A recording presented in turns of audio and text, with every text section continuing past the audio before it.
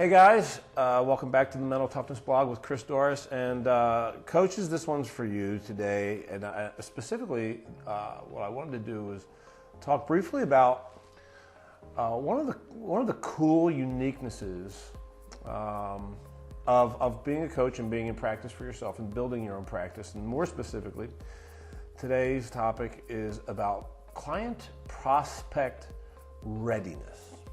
And I really believe that there's an art to becoming familiar with how to discern the readiness level of your client prospect to leap in, you know, to start, you know, to pay the fee and to get going. And there are some really important variables that we need to be conscious of as coaches, and you can replace the word coaches with servants, because really that's what we are. We're serving people, right? When we coach people, we're serving them, and that's the only reason we exist when we're with them, is to serve them. It's not to get anything out of them, it's to serve them. It's to help them get what they want, right?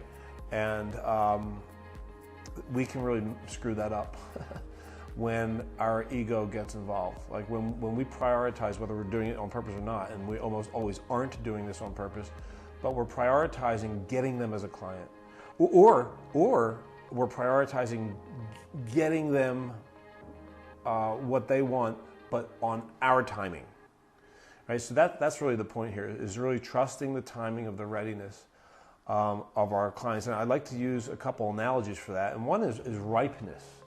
Right? It's like, you know, the readiness of our client prospect is just like the ripeness of a fruit or a vegetable. You know, we can't force that. You cannot force a vegetable to grow faster.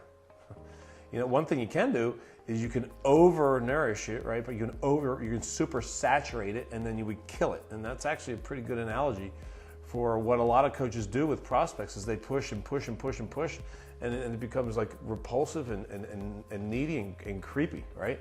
So what I really love practicing is doing the absolute opposite, like the absolute opposite of that, which is to nurture just enough and to be literally blissfully detached from the outcome, like blissfully detached from whether or not they enroll as a client now or ever. And that's not insensitive. It's actually, to be honest with you, I really believe that that's one of the most powerful ways we can love these people who are client prospects, who may become paying clients or may never. You know, it's a really effective way of loving them, because what you're doing is you are being cool with them being precisely where they are. Right? Everybody is exactly where they are at this moment, where they should be in this moment. Right? Now here's where it gets interesting, and this is fun. This is one of the coolest nuances of being a coach. We can know, right, better than our client prospects what they need in order, you know, to get what they say they want.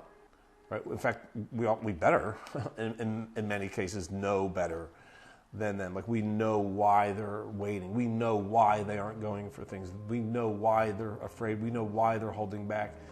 We know what the patterns are, right, with people, and why they're not living their lives on their terms. But what we can, I'm going to try that one again in English, okay? It's a very challenging sentence. What we can't know, that was a lot easier. What we can't know is whether now's the right time. We can't know that going in, but we can figure it out through, you know, visiting with them and spending some time doing some coaching with them. You know, just what I call enrollment conversations, right? Which is where you waive the fee and you get with them and you see, you know, you actually do a real coaching session. They're not paying anything, so it doesn't cost them anything. They're not making any commitment other than the time that they're spending with you. And you can discern on what their readiness level is, and one of the most effective ways is simply to ask. Say, is this something you're ready to do? Like, you know, my fee is this, you know, it's X number of dollars, we're going to do it for this much time, and this is the number of hours or so that we'll spend together. That's what it looks like. Is this something you're ready to do? And if the answer is anything other than hell yeah, then now you got to, you know, this is where the art form comes in. Because a lot of times the obstacle, right, or the only resistance point, right? The only objection often is money, is affordability, or their beliefs about affordability. So I charge a really strong fee for coaching, and so it's really common that client prospects will respond when I say, the ones that I want to coach, when I invite them in, if I invite them, I say, so hey, all right, I think that we could do some really amazing work. You ready to rock? Here's the deal. Here's the design. You want to do it? A lot of times I get, yeah, I'd love to do that, but I don't have that kind of money right now. And I'm like, that's cool, right on. Now, this is where I want to really pay attention. I will have already paid attention throughout the coaching session to how cool they are having their thoughts and beliefs challenged. If they're really digging that, like if they love that, they see the value in that, and they invite that, then I may respond to that person. I may say, so are you telling me that money's like the only thing that's holding you back from getting all in on this right now? And if they go, oh yeah, I'll say, all right, then are you cool with me coaching you on the limiting belief behind that? Which is, I can't afford it, which is never true, right? It always means I don't believe. It means one of two things. It doesn't mean I can't afford it. That's bullshit always. I can't afford it always means one of two other things. It's either this really isn't as important as I'm pretending or telling you it is to me. But in most cases, they're not lying to us.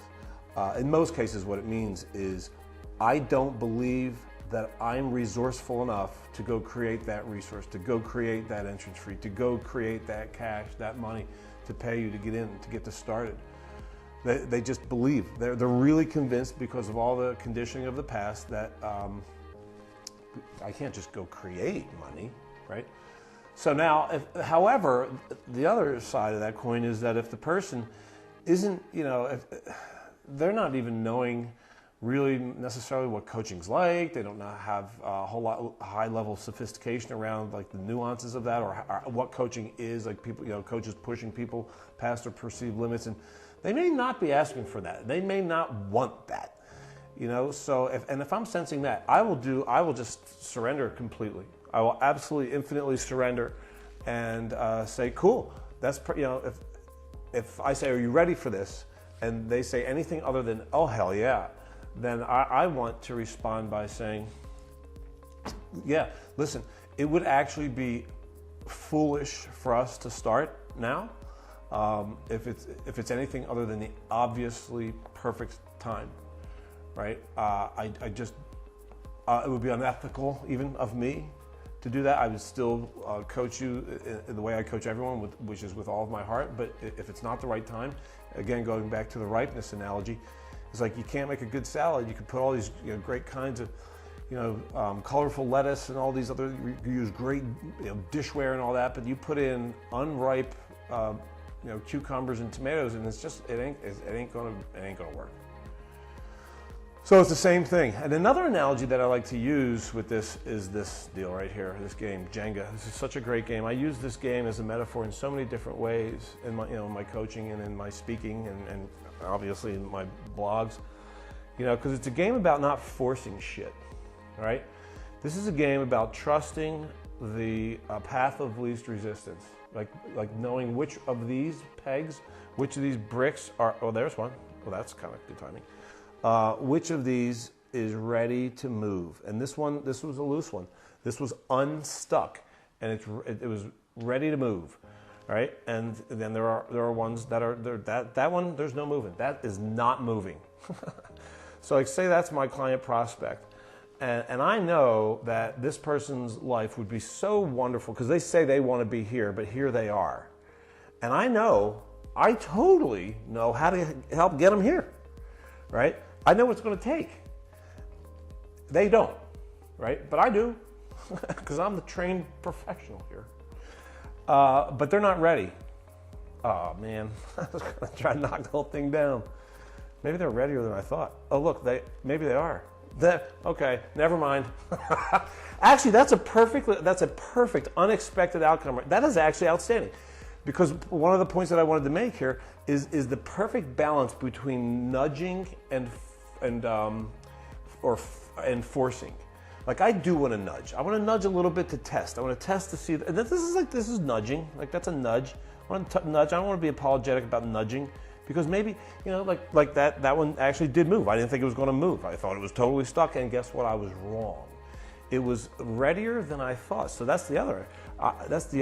Possibility is I want to see. Now that one's totally ready. This is a client that's ready to rock and roll. All right, but.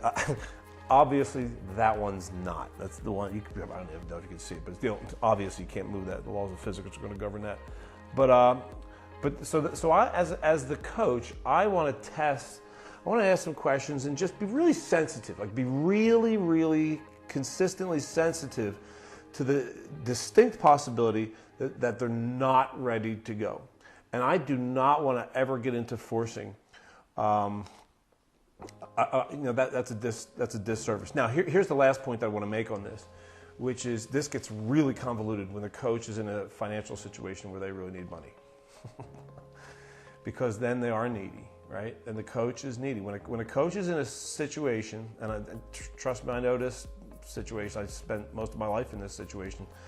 Where I needed money. For a very, very long time, my comfort zone was having my bank account like right around zero. So totally comfortable living month to month, having really no reserves. And like always being in a state of, I really need to create some cash. I am way familiar with that state. And so I can speak from a place of experience there and how hard it was for me to shift out of my neediness, to really serve my client prospects by forgetting about what I need in my world and getting out of my world and into their world and trusting and saying to them, now's not the right time for this. There could be a time, and we'll know that later, but now is not the right time. The opposite of like a cheesy, pushy, greasy, creepy, needy used car salesman, right? That's like a popular analogy. So I want to be the opposite of that. I'm going to say now's not the time. Coaching is such an intimate and important service that it has to be governed by trust, surrender, love, and needlessness service, right? So if you are, in fact, a coach who is struggling a bit financially right now, then the greatest challenge, if you don't have any other source of income other than coaching income, then here's the solution to that, is get a shitload of people into enrollment conversations and figure out which ones are ready. It's like spend hours and hours and hours and hours every week getting people into coaching sessions with you to find out if they're ready. And then, by testing them out. That one's not ready. That could very potentially be ready, not ready. Totally ready, right? Because when we push the ones that aren't ready, then what happens? I'm trying to knock this thing down and I can't even. It's totally it's ruining my metaphor. This is fascinating. Anyway, you get the point. All right, guys, until next time, create miracles. Peace.